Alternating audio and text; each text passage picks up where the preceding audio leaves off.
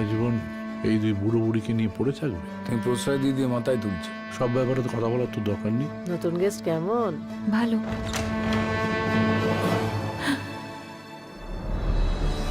আজ আমরা বাংলার সেরা 10টা IMDb high rating family drama cinema নিয়েই কথা বলবো। সিনেমাগুলোর স্টোরি অবশ্যই আপনাকে শেষ পর্যন্ত দেখতে বাধ্য করবে। তো সময় নষ্ট না করে আজকের ভিডিও শুরুতেই রয়েছে একটি বন্ধুত্ব ও ভালোবাসার সুন্দর গল্প। ছবির নাম অযোগ্য। IMDb rating 7.4।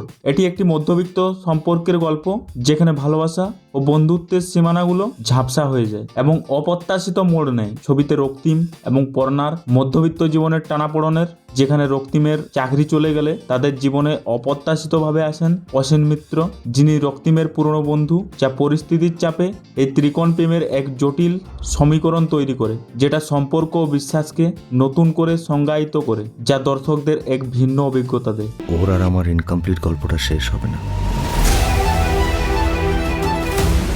নাম্বার 9, গৃহপ্রবেশ।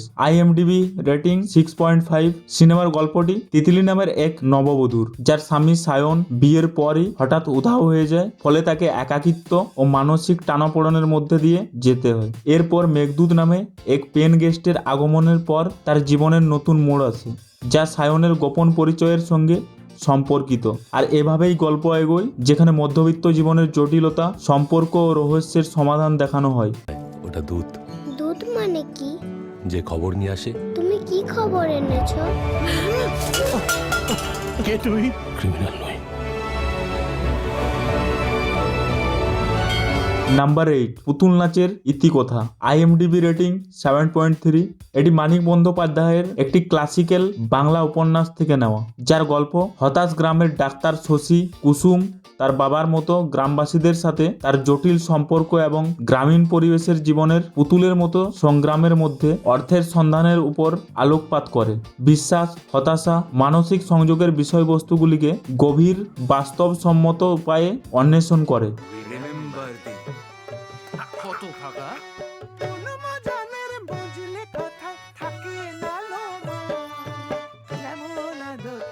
চোখে এখনো কাজলের দাগ। নাম্বার 7, পুরাতন। IMDb rating 7।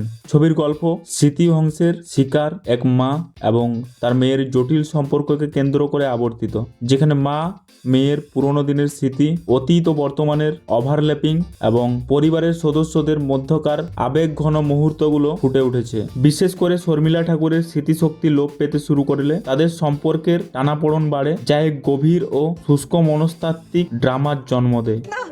আমাকে ছেড়ে যাস না। মা, আন্টি, মা,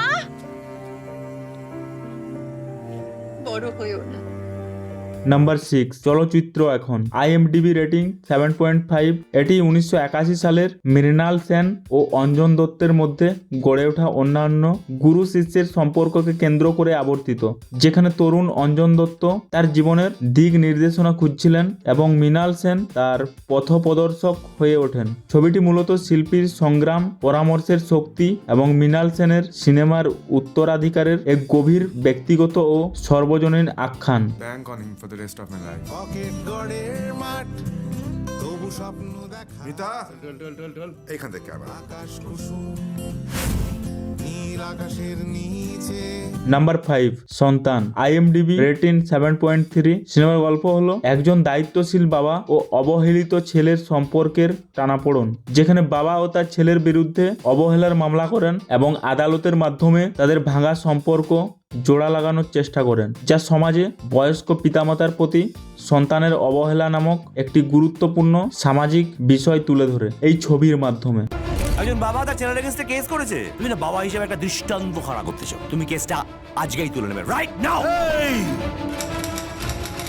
নাম্বার 4, রাস। IMDb rating 7.8। ছবিটি একটি হারিয়ে যাওয়া যৌথ বাঙালি পরিবারের নস্টালজিয়া, শিকড়ের টান এবং আত্ম আবিষ্কারের গল্প, যেখানে সোমনাথ নামে এক যুবক বহু বছর পর তার পৈতৃক ভিটে মানিকপুরে ফিরে আসে। রাত উৎসবের আবহে ভুলে যায় বন্ধন, পারিবারিক সম্পর্ক এবং গ্রাম বাংলার মাটির টান খুঁজে পায়, যা তাকে শহর ছেড়ে আসা বিচ্ছিন্নতা থেকে মুক্তি দেয় এবং জীবনের আসল অর্থ বোঝায়। বাড়ি ফেরা মানে তো একটা ইট বাড়ির শোকেস স্ট্রাকচারে ফেরা না, বাড়ি ফেরা মানে নিজের মানুষগুলোর কাছে ফেরা। নাম্বার 3 ডিয়ার মা। IMDb rating 8.2। ছবির গল্প মূলত রক্তের সম্পর্ক বনাম ভালোবাসার টান এবং পরিবারের জটিল সম্পর্ক নিয়ে একটি আবেগ ঘন গল্প বলে, যেখানে মা এবং সন্তানের গভীর সম্পর্ককে কেন্দ্র করে আবর্তিত হয়। সংক্ষেপে এটি একটি আবেগপ্রবণ পারিবারিক ড্রামা যা মা ও সন্তানের গভীর সম্পর্ক এবং ভালোবাসার বিভিন্ন রূপকে অন্বেষণ করে। আর বাড়ি কি রক্ত আপনারা জানতেন না? বাচ্চাটা অ্যাডপ্টেড। 6 থেকে 10ই মার্চ আপনি কোথায় ছিলেন?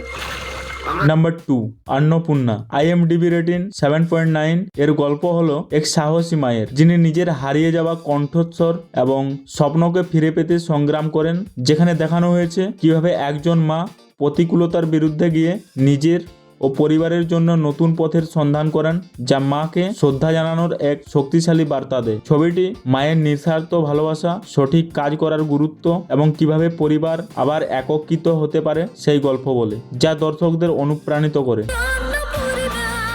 আমি কি আমার মাকে খেতে দিতে পারি না যে আমার মাকে কি ব্যবসা করতে হবে? আমাদের মা হওয়া ছাড়াও সে একজন আলাদা মানুষ, তারও একটা নিজস্ব আইডেন্টিটি আছে।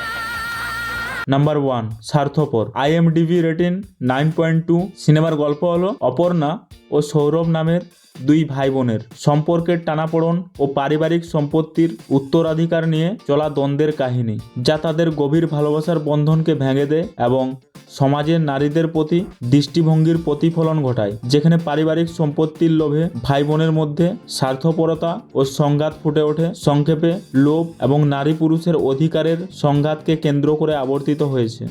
বাড়িটা এখন না তোর না আমাদের, নিজের শ্বশুর বাড়িটা তো অক্ষত রইল, আমাদের মাথার উপর থেকে ছাদটা কেড়ে নিলি। তো আজকের মতো এইটুকুই, দেখা হবে পরের ভিডিওতে। Do subscribe more update.